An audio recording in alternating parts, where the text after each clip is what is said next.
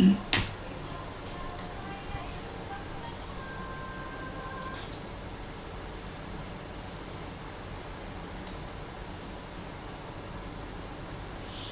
บน้อมแด่พระผู้มีพระภาคเจ้าพระองค์นั้นซึ่งเป็นผู้ไกลจากกิเลสตรัสชอบได้โดยพระองค์เองสวัสดีครับท่านผู้ฟังที่เคารพครับท่านผู้ฟังกำลังรับฟังรายการศึกษาธรรมนำสุขมีแสดงให้ท่านผู้ฟังทุกวันศุกร์ตั้งแต่เวลา 14 นาฬิกาถึง 15 นาฬิกา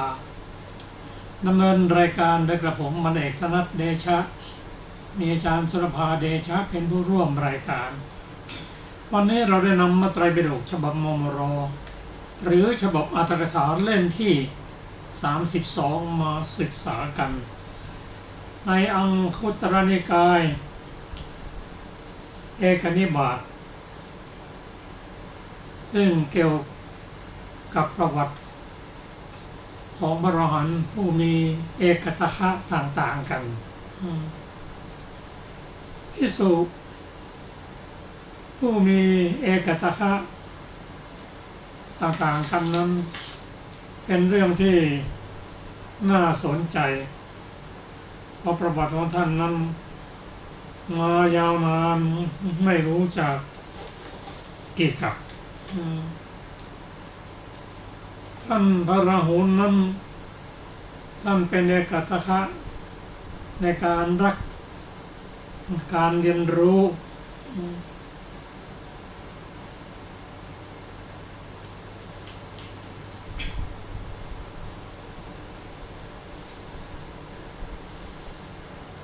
ส่วนท่านรัฐบาลนั้น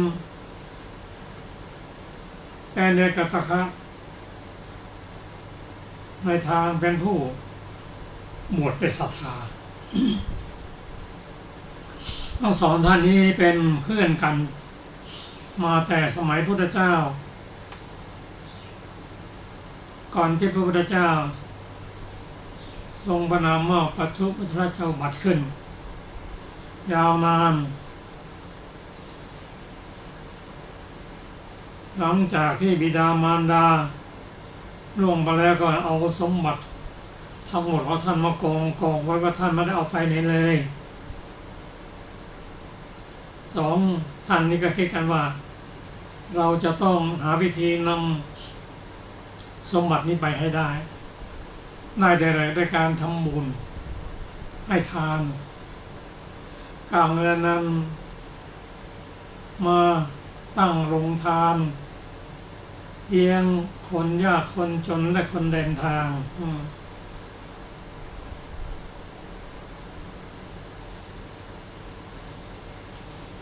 หลังจากนั้นก็เกิดเป็นทัศกะท่านหนึ่งเกิดเป็นราชาขนักท่านหนึ่งก็มาถึงพระพุทธเจ้าของเราท่านอีกท่านหนึ่งเคยเป็นพระราหุลอีกท่านหนึ่งเป็นลูกของกุดุมพีชื่อรัฐปาละที่ว่า ท่านเป็นเอกตถะด้วยการบวชด้วยศรัทธานั้นเพราะว่าวันหนึ่งในสมัยพระพุทธเจ้าของเราท่านไปเกิดเป็นลูกของกุดุมพีมีโอกาสได้ฟังธรรมจบเท่านั้นตัดสินใจออกบวชทันทีทั้งที่อายุก็ยังหนุ่มยังแน่นครอบครัวก็มีฐานะดี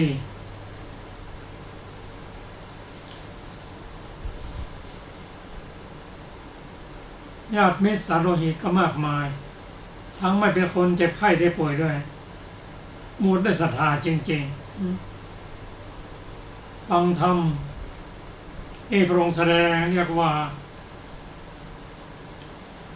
ธรรมุเทศน์ 4 ทั้งที่ท่านฟังและท่านเข้าใจยังไม่หมดก็ตามธรรมมุเทศสี่ข้อหนึ่งว่าโลกอันชรานำไปความแก่เจ็บตายตามมาข้อที่สองโลกไม่มีอะไรต้านทานได้ไม่มีอะไรเป็นใหญ่การเจ็บไข้ได้ป่วยรับเวทนาทุกเวทนารับอยู่คนเดียวไม่มีใครจะแบ่งไปได้ไม่มีใครจะต้านทานได้โลกไม่มีอะไรเป็นของตนเองมีทรัพย์สมบัติเท่าไหร่ต้องคืนให้เขาหมดเพราะอะไรไม่ใช่ของตนนั้นส่งคืนหมดข้อที่สี่โลกคล่องอยู่เป็นนิจมีความต้องการมีความปรารถนามีความอยากตลอดเวลาก็เพราะโลกคล่องไปนิจนะต้องเกิดแก่เจ็บตายหมุนเวียนไปอย่างนั้นท่านฟังธรรมนี้แล้วคิดว่าการจะอยู่เป็นฆราวาสจะศึกษาธรรมะของพระองค์ให้เข้าใจแจ่มแจ้งประพฤติพรหมจรรย์ให้บริสุทธิ์บริบูรณ์เหมือนสังขารยากนักจำจะต้องออกบวชหาวิธีทางใดทางหนึ่งไปถึงบ้านเรียนคุณพ่อคุณแม่ขอบวชว่าธรรมะที่ไปฟังแล้วถ้ายังอยู่เป็นฆราวาสไม่สามารถปฏิบัติได้ต้องขอบวชบิดามารดาก็รักลูกคนเดียวบอกลูกอย่าบวชเลยทรัพย์สมบัติไปหากินแล้วทำบุญไปเพราะลูกนั้นเป็นที่รักเป็นดวงตาของคุณพ่อคุณแม่จะจากกันไปไม่ได้พูดอย่างนั้น3-4 ครั้งเห็นว่าบิดามารดาไม่ยอมแน่นอนบนกับพื้นเลยไม่มีเครื่องราชไม่มีเสื่อนอนนั่นแหละคิดว่านี่ที่นอนนี้จะเป็นที่ตายสำหรับเราหรือไม่เป็นที่บวชสำหรับเราพ่อแม่มาอ้อนวอนยังไงไม่ยอมเอาเพื่อนมาช่วยก็ไม่ยอมเพื่อนไปเรียนคุณแม่ว่าให้เขาบวชแทนคุณแม่เขาตายแน่ถ้าให้เขาบวชนะยังจะพอเห็นหน้ากันได้บวชแล้วเขาไม่มีบุญเขาต้องกลับมาบ้านกลับมาที่นี่แหละให้เขาบวชแทนคุณแม่บอกว่าตกลงจะต้องมาเยี่ยมเป็นครั้งคราวนะเพื่อนมาบอกให้ลุกขึ้นทันทีรีบกินข้าวกินน้ำล้างหน้าล้างตาไปเฝ้าพระเจ้าทูลขอบวชทันทีเรียกว่าบวชด้วยศรัทธาจริงๆอีกท่านหนึ่งเป็นผู้มีเอกทัคคะในด้านปฏิสัมภิทาสี่คือมีความรู้แต่ฉานในเรื่องอัตในเรื่องธรรมในเรื่องรุติในเรื่องปฏิภาณในเรื่องอัตก็คือรู้เรื่องผลนี่ผลอันมาสาวมาจากเหตุอันนั้นรู้เหตุรู้ผลว่าผลนี้มาจากเหตุถ้าสร้างเหตุที่จะได้รับผลอย่างนี้แต่ฌานในเรื่องของผลในเรื่องของวิบากแต่ฌานในเรื่องของเหตุรู้เข้าใจแต่ฌานในเรื่องของภาษาที่งดงามถูกต้องตามหลักไวยากรณ์เช่นภาษาบาลีมีความแตกฉานในด้านปฏิภาณสามารถจะกล่าวธรรมได้ทันทีในเรื่องของ ผลของเหตุและหลักภาษาที่ถูกต้อง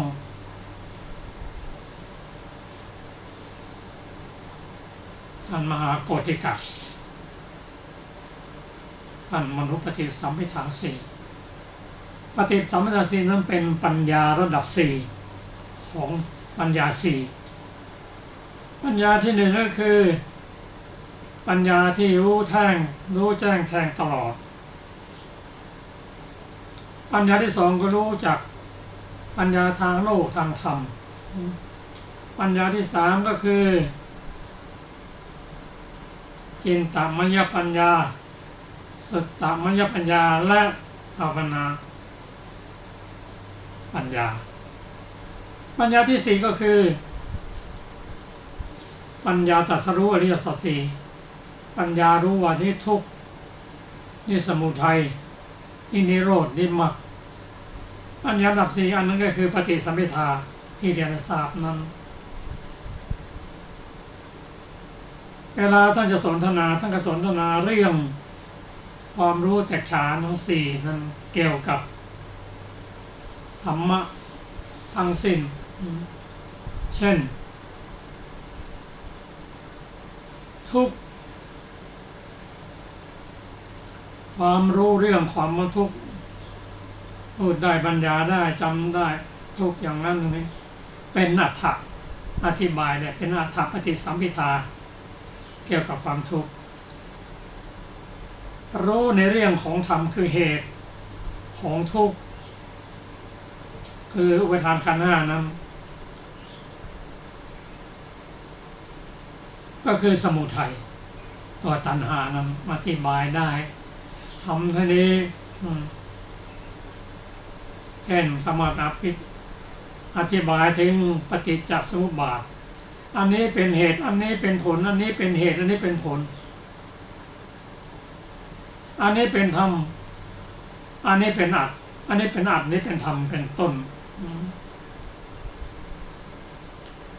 และรู้ถึงการรู้ถึงเรื่องการอธิบายเรื่องอัตถะและเหตุคือธรรมะด้วยภาษาที่งดงามถูกต้องตามหลักไวยากรณ์เป็นภาษาบาลี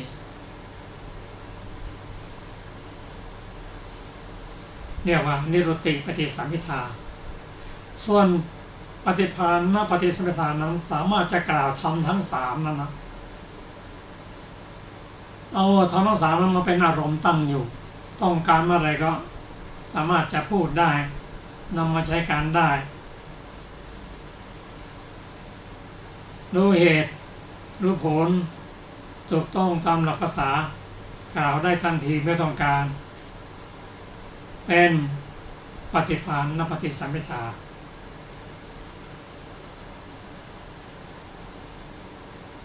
ก็ผู้ได้เอกตถะต่างๆกันนั้นมีประวัติหลาย รูปที่น่าสนใจวันนี้เราจะนำประวัติของพระพาหิยทารุจิติยะซึ่งพระพุทธองค์ตรัสว่าท่านพาหิยทารุจิยะเป็นผู้ตรัสรู้ธรรมได้รวดเร็วเป็นพระอรหันต์ในขณะที่ยังเป็นคฤหัสถ์อยู่ก็เรื่องเราจะเป็นยังไงนั้นจะนำมากล่าวสั้นๆ ในประวัติซึ่งมีอยู่ในเล่มที่32หน้า431พระทารุจิยะเถระเป็นยอดของภิกษุผู้ตรัสรู้เร็วจริงอยู่พระเถระนี้บรรลุพระอรหันต์เมื่อจบพระธรรมเทศนาอย่างย่อเป็นพระอรหันต์เลยไม่มีกิจไม่มีธุระที่จะต้อง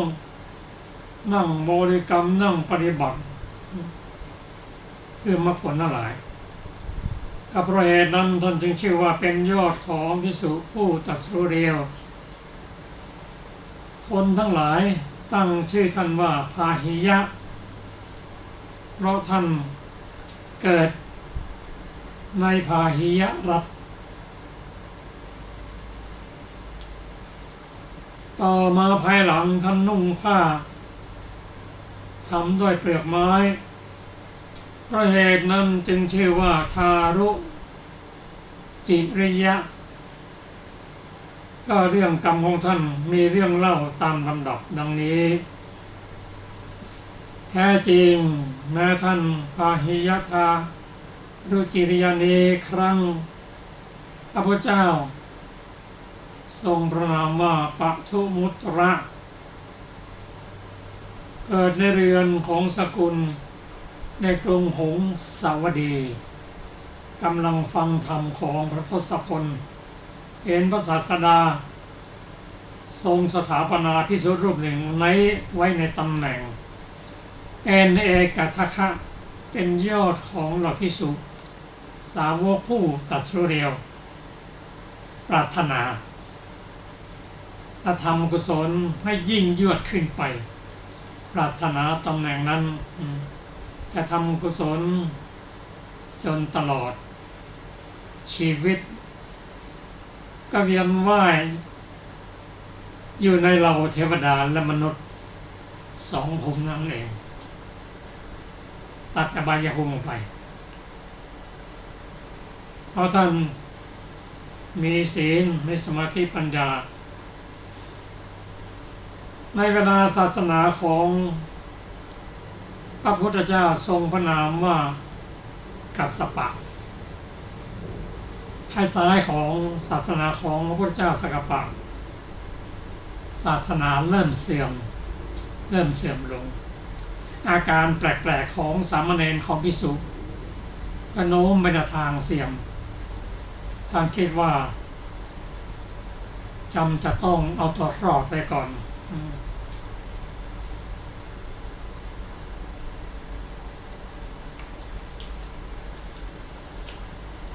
ก็รวมภิกษุได้7 รูปเดียวกัน 7 รูปนั้นสนทนากันว่าเราจะต้องหาที่บำเพ็ญสมณธรรมร่วมกันก็เดินไปถึงเชิงเขาลูกหนึ่งมองเห็นภูเขาสูงมองหน้าพวกเดียวกันว่าท่านทั้งหลาย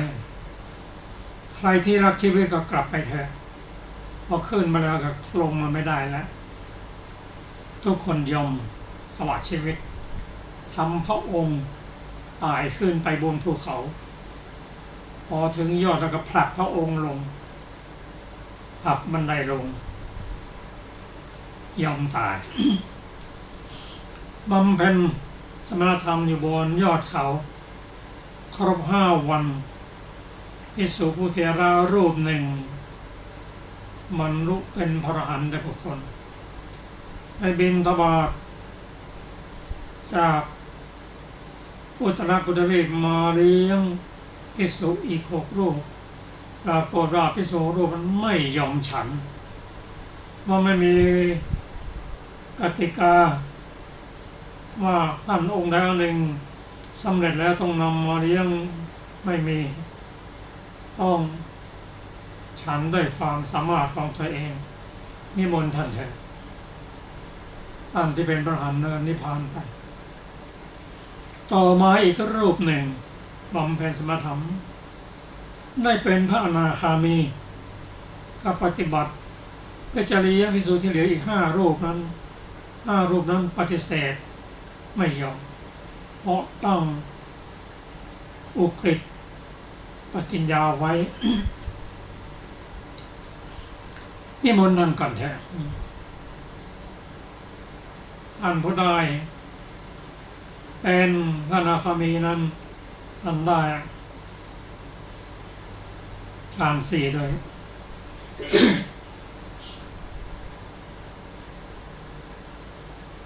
ไปอยู่ที่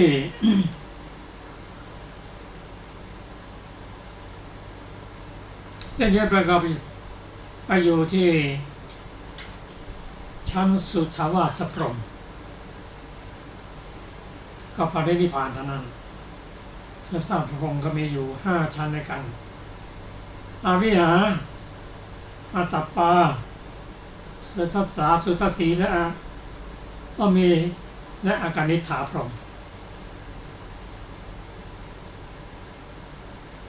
ก่อนท่านจะนิพพานมันก็มีอายุที่นั่นยืนที่นั่นท่านที่เป็นพระอนาคามีนั้นท่านยังระลึกถึงเพื่อนสัพพมจารีอีก5 รูปนั้นแล้วท่านก็ช่วยเหลือเป็นกัลยาณมิตรของสหายอีก5 รูปนั้นสหาย5 รูปนั้นที่ไม่บรรลุธรรมนั้นทั้งที่บำเพ็ญธรรมะ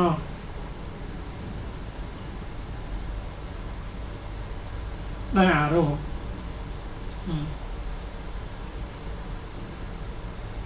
ทั้งหมดเลยแต่ไม่สำเร็จเพราะอะไรเพราะมีบาปผลของกรรมที่ทำไว้ในสมัยก่อนๆที่ท่านเกิดเป็นพระราชา5 รูป5 องค์นี้เป็นผู้ที่มีอำนาจมีทรัพย์หาผู้หญิงงามเมืองคนหนึ่งมาร่วมอภิรมย์นางนี้นอกจากจะมีรูปงามแล้วยังมีทรัพย์สมบัติเครื่องแต่งตัวมากพระราชา5 องค์นี้เกิดโลภะขึ้นมาฆ่าหญิงคนนั้นแล้วริบเอาสมบัติเข้าไปทั้งหมดหญิงคนนั้นอาฆาตมาขอแก้แค้นได้ท่านจึงไม่ได้สำเร็จแต่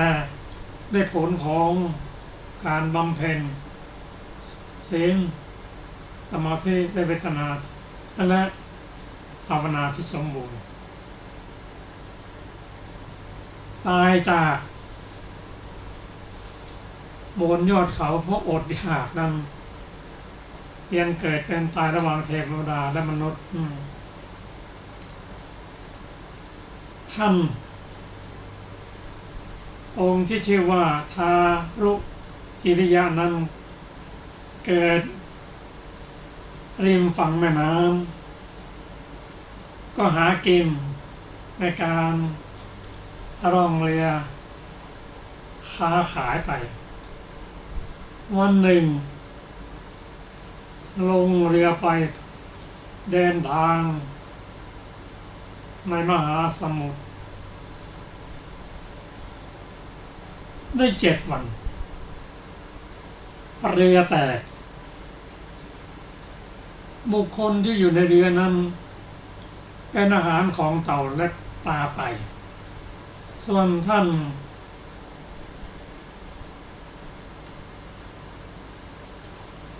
พาหิยะนั้นไม่ตายเพราะอะไร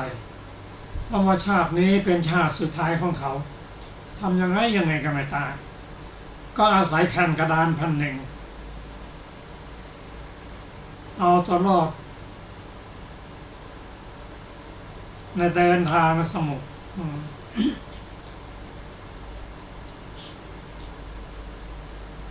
อาศัยแผ่นไม้ขอนไม้มา7 วันไปขึ้นท่าเรือแห่งหนึ่งที่ชื่อว่าสุปาตรกะเป็นท่าเรือที่มีมนุษย์อาศัยอยู่ลงที่นั่นขึ้นท่าที่นั่นมีเปลือกไม้นั่งเปลือกไม้คลุมตัวอยู่ก็มีแผ่นกระเบื้องพอทานมนุษย์ทั้งหลายเห็นท่านแล้วเกิดศรัทธาเพราะอะไรเพราะว่าท่านเป็นผู้ที่มีศีลบริบูรณ์อยู่นะฮะแต่ว่า ศีลนั้นถ้ายังเป็นปุถุชนอยู่ก็ย่อมเสื่อมได้ก็ไปหลอกลวงบุคคลที่อยู่ในท่านั้น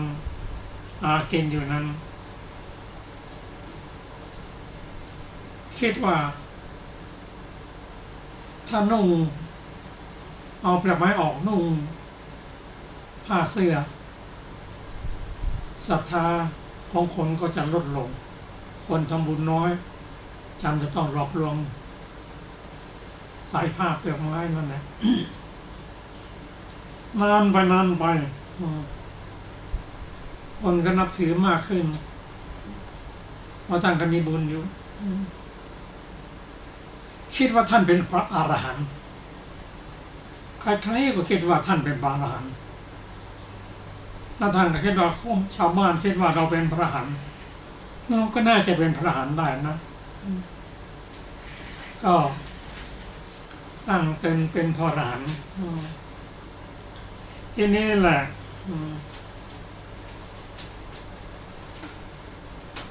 พระอนาคามีที่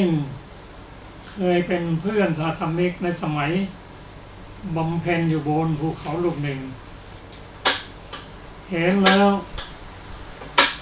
ว่าเพื่อนของคนเรานี่โง่สมัยที่เราแนะนำให้ฉันอาหารก็ไม่ยอมฉันแล้วอ้างตัวว่าเป็นพระอรหันต์ด้วยตายแล้วอย่างนี้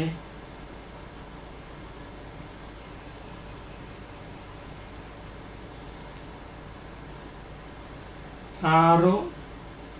จิริยะอาศัยสุปะปารกะท่าเรือเลี้ยงชีพคิดว่ายังไงต้องไปช่วย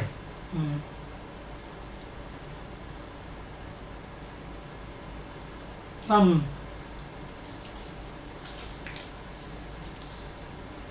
รู้ว่าอารุจินี้ไม่ใช่อรหันต์แล้วยังไม่รู้วิธีที่จะปฏิบัติเพื่อเป็นพระอรหันต์ทั้งไม่รู้ว่าพระพุทธเจ้าอุบัติแล้วด้วยเราจะต้องไปช่วยให้เขา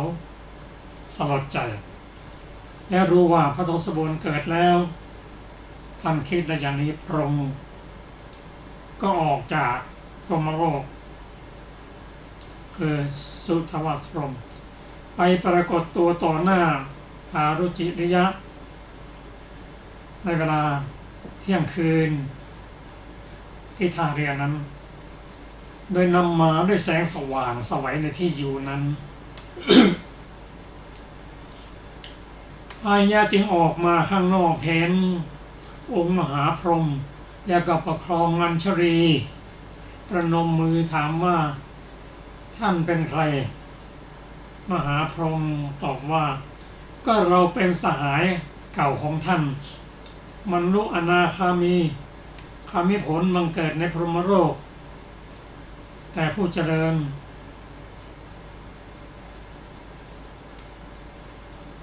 ที่สุดทั้งหมดก็คือพระนาเรานั้นบรรลุอรหันต์ปรินิพพานไปแล้วเราก็เป็นอนาคามีส่วนพวกท่านที่5 คนบังเกิดในเทวโลกเรานั้นเห็นท่านเลี้ยงชีพด้วยการหลอกลวงเขาในที่นี้จึงมาเพื่อทรมานเพื่อช่วยเหลือแล้วจึงกล่าวเหตุว่าอาหิยะท่านยังไม่ได้เป็นพระอรหันต์ทั้งไม่ปฏิบัติถึง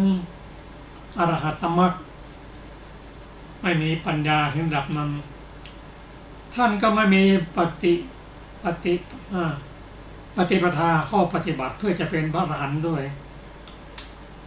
หรือปฏิบัติถึงอรหัตตมรรคด้วยลำดับนั้นมหาพรหมบอกเขาว่ารู้ไหมพระศาสดาอุบัติขึ้นแล้วและประทับอยู่ที่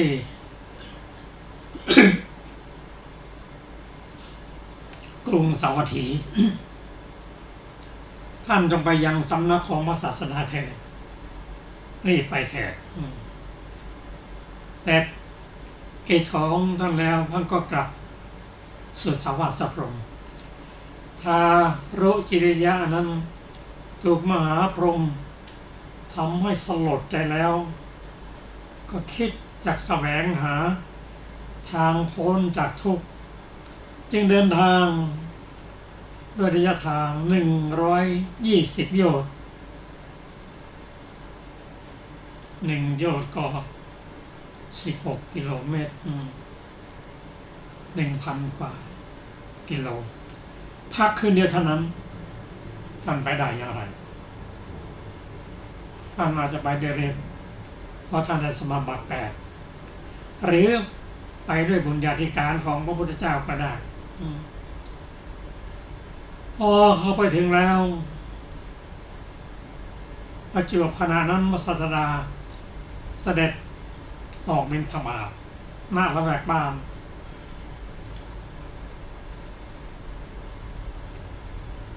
พอไปถึงแล้วก็หมอบแทบอยู่คนบาทของพระศาสดาทูลอ้อนวอนถึง3 ครั้งว่าขอพระพุทธเจ้าทรงแสดงโปรดข้าพระองค์เถิดข้าเจ้าข้าพระสคตทรงแสดงธรรมโปรดข้าพระบาทเถิดพระเจ้าข้าพระศาสดายังไม่แสดงธรรมเพราะทรงทราบว่าญาณหรือปัญญาของพาหิยะนั้นยังไม่แก่กล้าเมื่อทูลสูง3 ครั้งแล้วได้เวลาโอกาสที่ปัญญาเกิดขึ้นแล้วด้วยเหตุนั้นจึงทรงสอนจงทรงโอวาทว่าเพราะเหตุนี้แลพาหิยะเธอพึงศึกษาอย่างนี้ว่ารูปที่เห็นแล้วจะเป็นเพียงเห็นแล้วดังนี้เป็นต้นเมื่อจบเทศนาแม้พาหิยะนั้นทั้งที่อยู่ในระหว่างถนนส่งยานไปตามกระแสเทศนาบรรลุพระอรหันต์พร้อมด้วยปฏิสัมภิทาทั้งหลายพาหิยะนั้นถึงที่สุดกิจของเขาแล้วทูลขอบัพพชาอุปสมบทแสดงหามาจีวรเพราะมาจีวรยังไม่พบจึงไปค้นหากองหยาดเยื่อขณะนั้นวิบากคือกรรมที่ทำไว้กับผู้หญิงคนนั้นหญิงคนนั้นก็เป็นนางยักษินีแปลงกลายเป็นโคแม่ลูกอ่อนเข้าฟิดท่านให้เสียชีวิตไปพระศาสดาออกจากกรุงสาวัตถีทอดพระเนตรเห็นพาหิยะล้มอยู่ที่กองขยะระหว่างทางตรัสบอกกับภิกษุว่าดูก่อนภิกษุทั้งหลายพวกเธอจงยกร่างพาหิยะแล้วให้นำไปทำฌาปนกิจโปรดให้สร้างเจดีย์ไว้ณทางใหญ่4 แพร่ง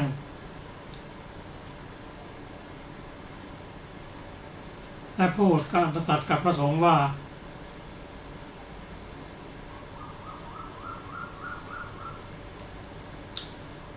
พระตถาคตพระพุทธเจ้ารับสั่งให้ภิกษุทำฌาปนกิจร่างของพาหิยะแล้ว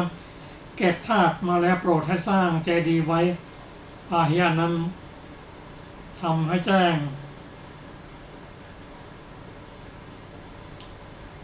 อะไรหนอซึ่งพระพุทธเจ้าได้ตรัสบอกว่าภิกษุทั้งหลายพาหิยะนั้นเป็นบัณฑิตพาหิยะนั้นปณิพพานแล้วอันนี้ก็คือเรื่องที่เรารู้จากพระสูตรนี้ก็คือ เขาเป็นบุคคลผู้ตรัสรู้เร็วปฏิบัติบรรลุเร็วนะประการที่หนึ่งประการที่สองนั้นเป็นเรื่องผลของกรรมที่ทำไม่น่าดีครับท่านผู้ฟังครับมีโอกาสเราจะนำประวัติของภิกษุผู้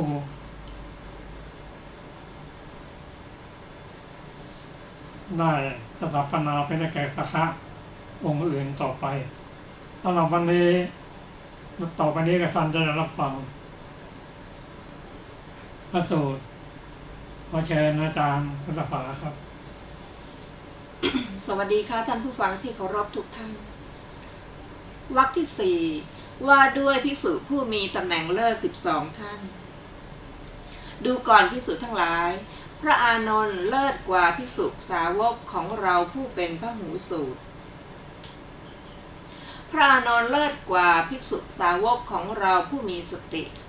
พระอานนท์เลิศกว่าพวกภิกษุสาวกของเราผู้มีสติพระอานนท์เลิศกว่าพวกภิกษุสาวกของเราผู้มีความเพียรพระอานนท์เลิศกว่าภิกษุสาวกของเราผู้เป็นอุปถากพระอุรุเวรกัสสปะเลิศกว่าพวกภิกษุสาวกของเราผู้มีบริษัทมากพระกาลุทายีเลิศกว่าพวกภิกษุสาวกของเราผู้ทำสกุลให้เลื่อมใสพระภักกุละเลิศกว่าพวกภิกษุสาวกของเราผู้มีอาพาธน้อยพระโสภิตะ เลิศกว่าพวกภิกษุสาวกของเราผู้ระลึกชาติก่อนได้พระอุบาลีเลิศกว่าพวกภิกษุสาวกของเราผู้ทรงวินัยพระนันทกะเลิศกว่าพวกภิกษุสาวกของเราผู้กล่าวสอนนางภิกษุณีพระนันทะเลิศกว่าพวกภิกษุสาวกของเราผู้คุ้มครองทวารในอินทรีย์ทั้งหลายพระมหากัปปินะเลิศกว่าพวกภิกษุสาวกของเราผู้กล่าวสอนภิกษุพระสาคตะเลิศกว่าพวกภิกษุสาวกของเราผู้ฉลาดในเตโชธาตุพระราธะเลิศกว่าพวกภิกษุสาวกของเราผู้มีปฏิภาณแจ่มแจ้งพระโมคคัลราชะเลิศกว่าพวกภิกษุสาวกของเราผู้ทรงจีวรเศร้าหมองจบวรรคที่ 4ต่อไปเป็นในวรรคที่ 4นะคะอรรถกถาสูตรที่ 1ประวัติพระอานนท์เถระวรรคที่ 4สูตรที่ 1พึงทราบวินิจฉัยดังต่อไปนี้พึงทราบวินิจฉัยในคำว่าพหุสุตานังเป็นต้นดังนี้แม้พระเถระรูปอื่นๆที่เป็นพหูสูตรมีทิฏฐิทรงจำและเป็นอุปถากก็มีอยู่ส่วนท่านพระอานนท์นี้เล่าเรียนพระพุทธวจนะก็ยึดยืนหยัดอยู่ในปริยัติดุจผู้รักษาเรือนคลังในศาสนาของพระทศพลเพราะเหตุนั้นท่านจึงชื่อว่าเป็นยอดของเหล่าภิกษุสาวกผู้เป็นพหูสูตรอันหนึ่งสติที่เล่าเรียน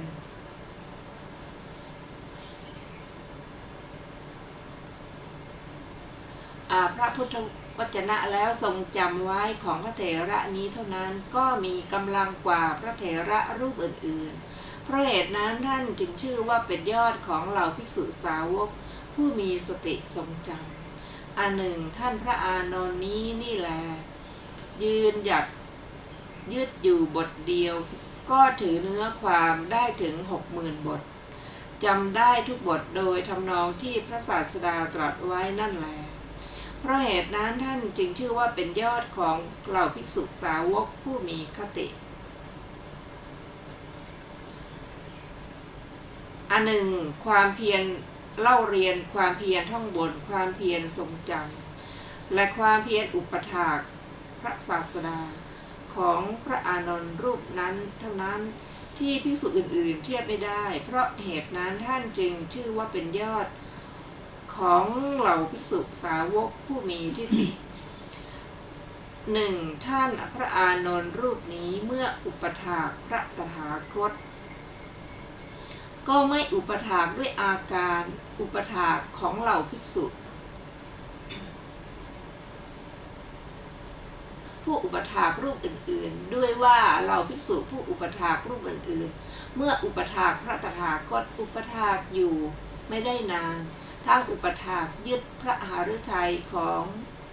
พระพุทธทั้งหลายไว้ไม่ได้ส่วนพระเถระนับแต่วันที่ได้ตำแหน่งพระอุปถากก็เป็นผู้ปรารภความเพียรอุปถากยึดพระหฤทัยของพระตถาคตไว้ได้เพราะเหตุนี้ท่านจึงชื่อว่าเป็นยอดของเหล่าภิกษุสาวกผู้อุปถากในปัญหากรรมของท่านมีเรื่องที่จะกล่าวตามลำดับดังนี้ได้ยินว่าในกลับสุดท้าย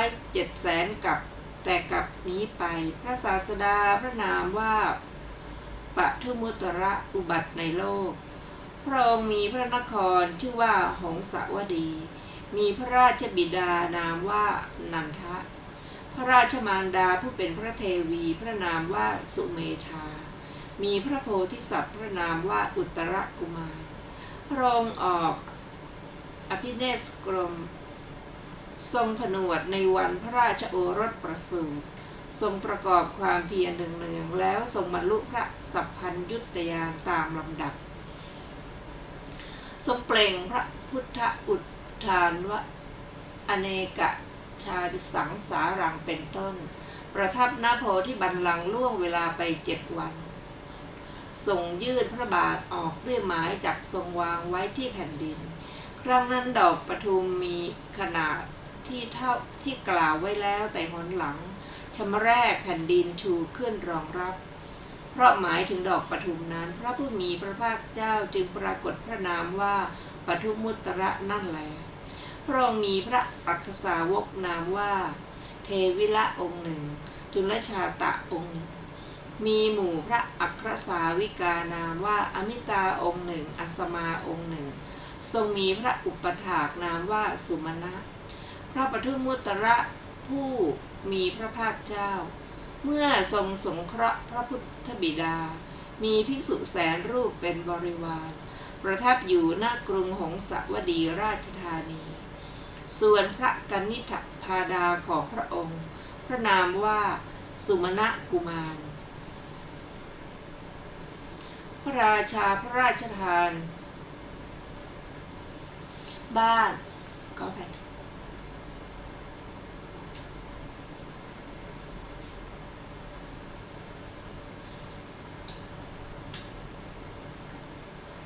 พระราชาพระราชทานบ้านสวย 2,000 โยชน์นับแต่กรุงหงสาวดีแด่สุมาณราชกุมารนั้นสุมาณราชกุมารนั้นเสด็จมาเฝ้าพระราชบิดาและพระศาสดาเป็นครั้งคราว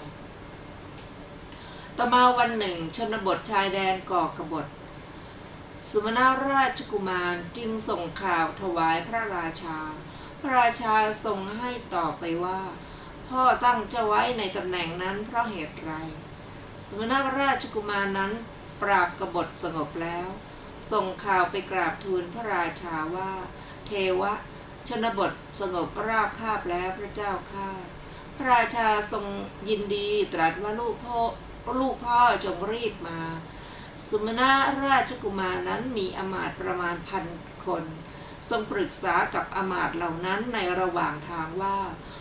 พระราชบิดาของเราทรงยินดีถ้าจะพระราชทานพรแก่เรา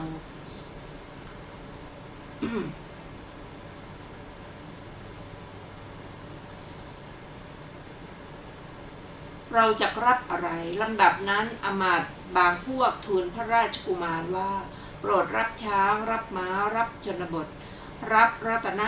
7อีกพวกหนึ่งทูลว่าพระองค์เป็นราชโอรสของพระเจ้าแผ่นดินทรัพย์พระองค์ได้ไม่ยากแต่ทรัพย์นั้นแม้ได้แล้วก็จำต้องละไปทั้งหมดบุญต่างหากที่พระองค์จะพาไปได้เพราะฉะนั้นเมื่อสมมุติเทพพระราชทานพรขอพระองค์โปรดรับพร คือการอุปถากพระอุปทุมุตระผู้มีพระภาคเจ้าตลอดไตรมาสเถิดพระเจ้าข้าพระราชกุมารนั้นรับสั่งว่าพวกท่านเป็นกัลยาณมิตรของเราพวกท่านทำจิตคิดอยู่นี้ให้เราเถิดขอไปพวกท่านทำจิตคิดอยู่นี้ให้เกิดแก่เราเราจะทำอย่างนั้นแล้วเสด็จไปถวายบังคมพระราชบิดาถูกพระราชบิดาสวมกอดจุมพิษที่กระหม่อมแล้วตรัสว่าลูกเอ๋ยพ่อจะให้พรแก่เจ้าดังนี้จึงกราบทูลว่าข้าแต่มหาราชเจ้ากระหม่อมชั้นปรารถนาจะเป็นผู้อุปถากพระผู้มีพระภาคเจ้าด้วยปัจจัยสี่ตลอดไตรมาสเพื่อทำชีวิตไม่ให้เป็นหมันพระพุทธบิดาตรัสว่าพ่อไม่อาจให้พรข้อนี้แก่ลูกได้ดอกพ่อจะให้พรอย่างอื่นนะลูกพระราชกุมารกราบทูลว่าข้าแต่เทวะธรรมดาว่ากษัตริย์ไม่ตรัสคำสองนะพระเจ้าข้าขอโปรดพระราชทานพรนี้แก่กระหม่อมฉันเถิดพรอย่างอื่นกระหม่อมฉันไม่ต้องการพระเจ้าข้าพระพุทธบิดาตรัสว่าธรรมดาว่าพระอฤทัยของพระพุทธเจ้าทั้งหลายรู้กันได้ยากหากพระผู้มีพระภาคเจ้าไม่ทรงประสงค์เมื่อพ่อให้เจ้าแล้วเมื่อพ่อให้พรเจ้าแล้วจักมีอะไรพระราชกุมารกราบทูลว่าดีละเทวะกระหม่อมฉันจักทราบ